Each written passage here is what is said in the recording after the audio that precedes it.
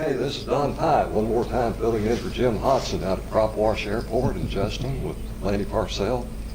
And we're going to let them fill us in on the progress since we were here last week. Lanny? Well, as of yesterday, we finished putting the markings on the wings, the commercial air route number 3 and the registration numbers on the wings. And then behind me we got the fuselage, and got the exhaust system is in final paint and installed. And we've been fitting the rest of the sheet metal. We got the gear leg fairings on and the brakes figured out. So hopefully by the end of shift today, we're going to get the gear painted blue, and actually we're going to take the gear off, paint it blue, and put it back on one day. Okay. All right, and I see there's been some work on the wings. Yeah, we got the all the markings are on the wings now. They're in final silver. And then the markings on the top and the bottom of both wings is all complete. The only thing the wings have left to do is install the landing light mechanisms and the fuel tanks and the fuel tank covers, and they're complete and ready to hang on the airplane. Okay. All right. Well, I see a couple of gentlemen there with you. There's Tom Swindle and Dave Ozzie. Let's hear what they've been up to. Yeah, Tom. Well, I've been back up for the paint and the markings on the wings, and I've been continuing the engine cowling, which has been a chore in itself, a lot of time consumption. Geez. Yeah, because we made the decision we were going to go with the original cowling. Once upon a time we were going to refabricate it because it was in rather poor shape, but we've decided that we dump more man hours on it and use the originals because they are the originals, so they need to go with the airplane. Good, they sure do. Okay. One of the things that I don't know if you've noticed or not, but it's got blue walls on it, on the tires. Yes, I did notice that. And that's not to stay, that's just masking because we're going to paint the wheels blue. I see. So, but it does match. It does. And don't forget your instrument panel. Oh yeah, the instrument panel. That's The instrument panel's ready to fit in. yeah. Yep. All right. I imagine it's probably not going to fit the first time, but it's been in there before, but it hasn't been in all populated, so. And we got a little bit more to go on it. There's a data plate and some writing, some warning labels and things like that. Yeah, and electrical switches and a rheostat that goes on it. Okay. David, you were telling me some stories about sheet metal work and exhaust system, spark plugs. For me and Tommy, it was last year and early this year, it was all engine.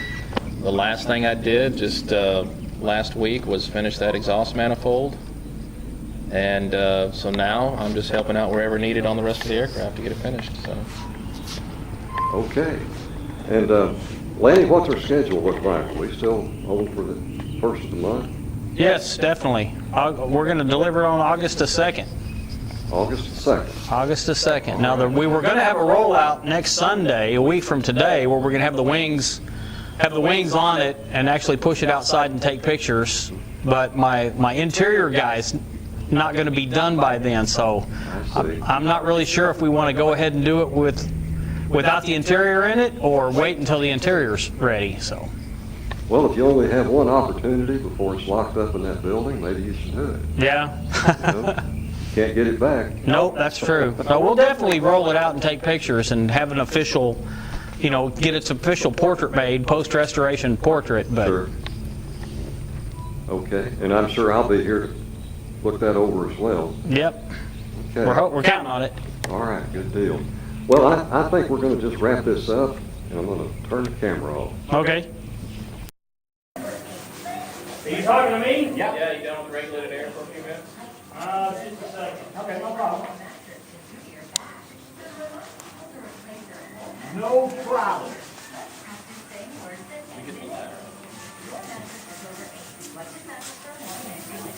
Well, Tom, are you going to miss the Travel Air? Yes and no, because it's been fun Yeah. and very educational. But we've been putting on a lot of hours here, so. I'll bet. Bet you're ready for a break. Ready for a break. Yes, we are, because we got a bunch of stuff coming up right behind it.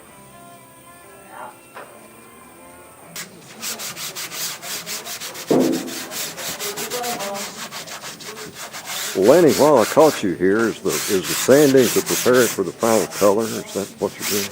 Yeah, that's the plan right now. We're filling it with poly spray, which is the silver. It actually has aluminum powder in it is the pigment. That's the UV blocker.